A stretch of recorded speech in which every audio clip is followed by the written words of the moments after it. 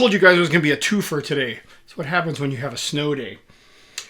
Before we get started here, yes, this is a Gibson Grabber. If you go back through my channel history, you'll find a few of these on this channel. Different colors. There was black ones. There were natural ones. There was even a couple of wine red ones. This one, though, is a little bit special.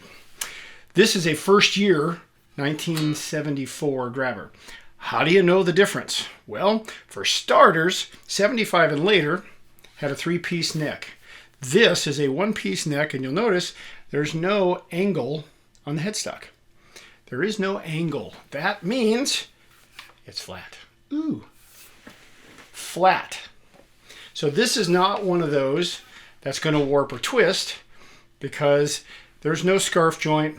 There's no nothing. If you'll notice, it's even got a skunk stripe. It was made like a P-base neck.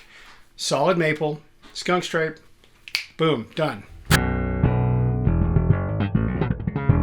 Okay, so who made this bass popular? Give you one guess. Ring a bell? Or should we do, let's see, something like...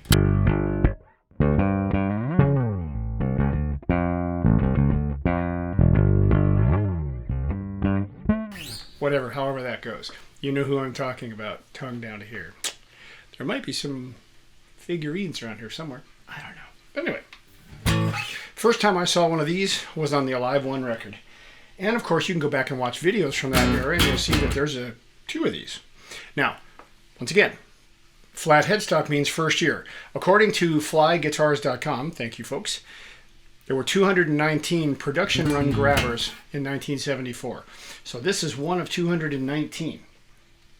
This bass has been radically modified, considering some of the other ones I've had. Some of the other ones I've had were modified also, but they were modified in different ways. So let's take a look here real quick. Number one, we have a badass one Leo Kwan bridge dropped into the body, sunk down in there so it's not standing up. It's not super high string height. It's set into the body probably about at least 1/4 of an inch. So that means that spacing wise, this is super easy to get the strings to lay on the frets if you want to play low profile. Okay, also there's some creative things that were done. This used to be natural. It is currently black, and I believe based on what I'm feeling that the natural finish is probably underneath. And based on the person I got this from, it was painted with an acrylic, so I could probably take it off or strip it down if I wanted to, and we'd go back to the original natural finish underneath. At this point, it might turn pink one of these days. Again, if you look back, you'll find that I had a couple of these in pink. And here's the irony. There was one of these that I got that was really pretty much a basket case. When I bought it, it had the regular pickguard like the Grabber guard, only it had a set of DiMarzio Model Ps in it. When I took that apart, took everything off of it, and started to remove the black paint, I found neon pink underneath. Who knew? So anything's possible. Then it got sprayed black and it had the extra guard. Okay? For all intents and purposes, yeah, this one isn't pink, but you never know, it might be. So for those of you who are familiar with these or are not familiar with these, the reason it's called a Grabber is because you reach here and you grab and you can move the pickup to where you want it.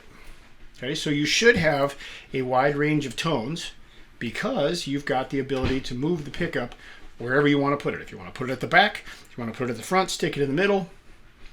Dealer's choice. Very simple layout. Volume and tone, input. Done. It is a bolt-on, as you can see here. And the original tuner's original nut says the Grabber on the headstock. Now, right off the bat, you might see something odd here. You'll notice that it's discolored. Okay. It's discolored for a reason. The previous owner shaved the neck down. Wanted it to be more like a Stingray because he's a righteous dude and he liked playing ricks. So he kind of wanted this to feel like a cross between a rick and a Stingray.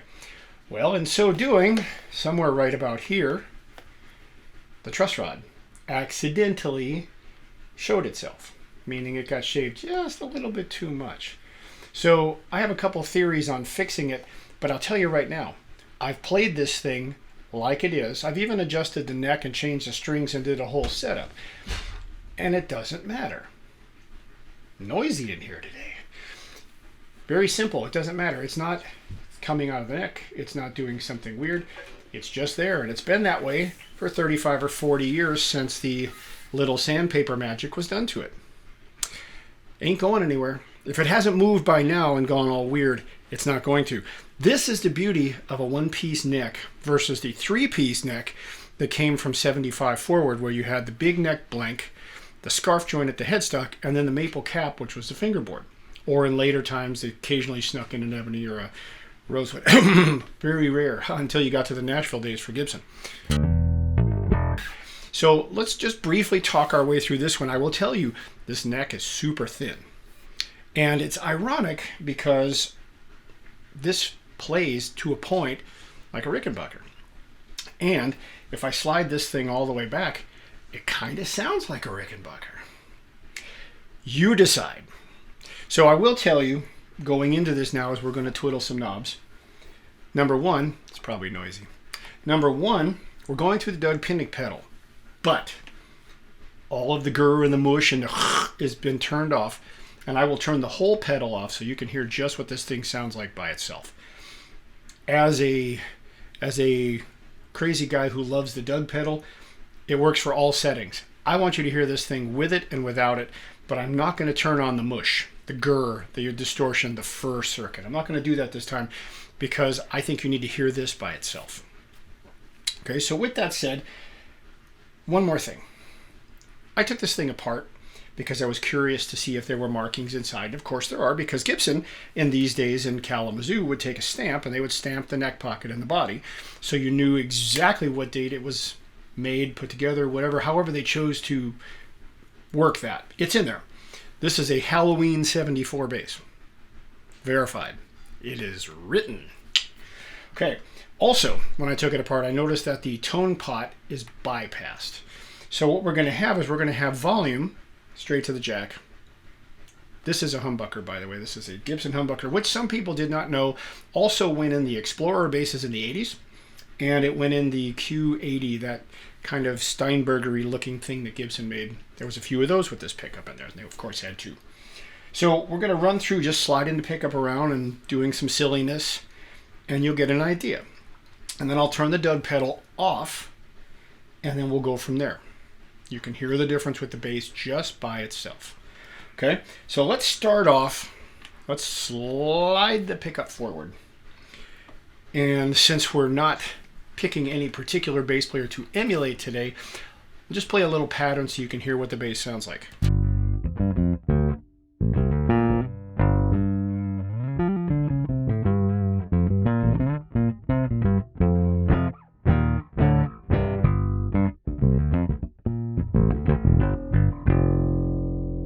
Okay, pick up all the way forward. Little bassier. You can pretty much put this wherever you like it. I try to find the midpoint, which would be about right there. Same thing.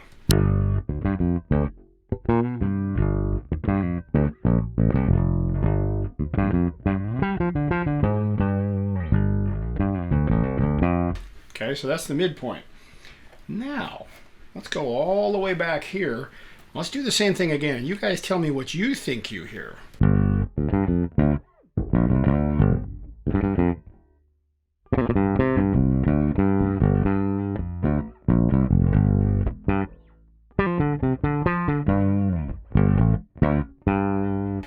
What do you think about that? Different riff, just a little bit. Noodles. Back here,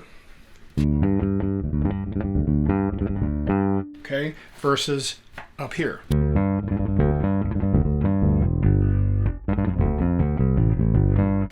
Okay, every picture I've ever seen of our favorite bass player with makeup and the 10-foot tongue on the grabber, the pickup is always back here. Not sure why. Go back and look in my videos. You will find an old video from a bunch of years ago where I used one of these and I set up a wall of SVTs. I used 4 810s and 2 SVT heads to emulate a live one just for fun for a video shoot that we were doing for a store or for a company. And literally I couldn't turn the SVTs up past 2 with both heads firing up off one grabber, and it literally sounded like... You all know what that song is if you're Kiss fans. Okay? That was the sound. I heard it, and I'm like, wow, we're doing a live one right here. Cool. I need makeup and long hair. Anyway, so every time I've used this bass, I play it back here. This particular one, because I believe, because of the neck shaved down and because of this bridge, I honestly think it changed the tone just a little bit to where this does sound more like a Rick. You decide. Comments, feel free to post them in the down below. Tell me what you think. So now what I'm going to do is I'm going to literally turn the Doug pedal all the way off. So all you're going to hear now is the sound of the bass without any preamp, without any EQ, nothing. Okay, so here we go. Notice I put the pickup all the way up front.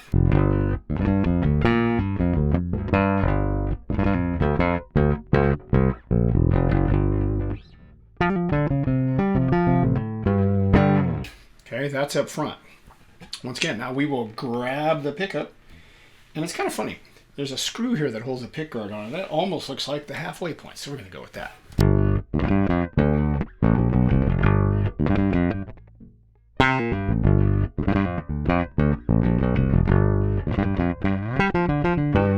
Okay, that's the middle. Back.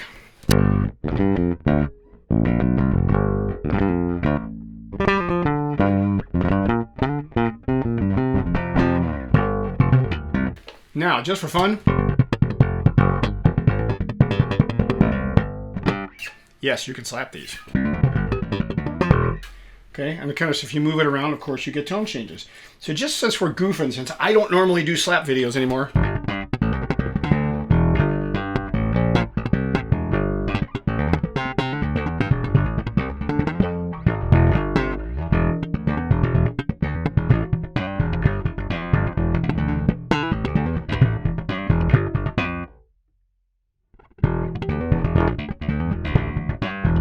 I'm goofing, so you all know.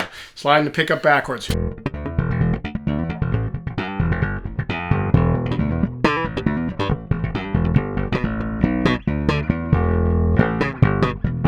That's all I'm going to do with that.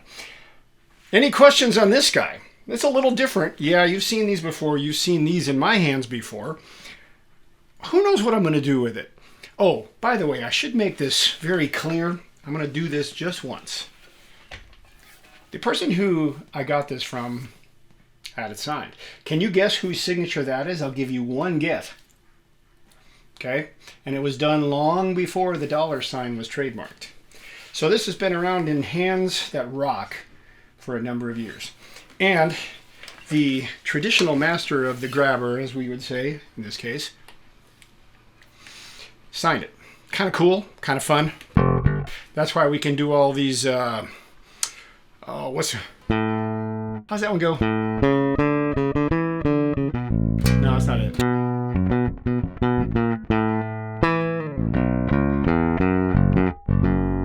Post in the comments what song that is. I don't remember how the rest of it goes because I haven't played it forever, but there you go. Or you could go,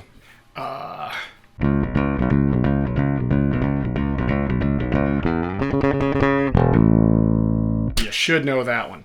Anyway, if you have questions about this particular bass, if you want to talk about these, hey, let's do it. Check out the other videos, the 8-string Ibanez, the Rickenbackers, the JDs, the Attitude bass, all the crazy cool stuff on here. If you have comments, questions, concerns, crippling fears, excitement about something like this, post it in the comments. Let's talk about it. And because it's already been repainted, I might just paint it pink. One never knows. Ha! You can never tell because most things around here, if they stay, they turn pink. It's just the way it goes. That's why this is the Pink Bass Cave. While I'm here, I want to give a shout out to my friend, my brother Dave Fowler, for the super cool bass broker rocker guy armbands. If you want to look rock and roll, hey, why not wear armbands? Also, Kalium strings, Tech 21 for the Doug pedal, Ampeg for the amplification.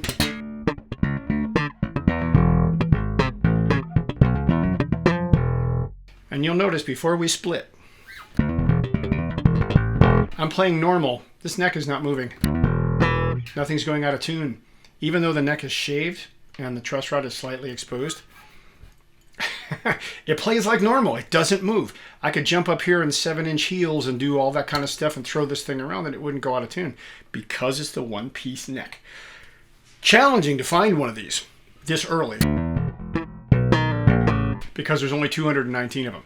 Anyway, with all that said, I hope you all have a most excellent rest of your day and time. Snow Day Volume 2 done for now. Go play some bass, and I will see you on the pink flip.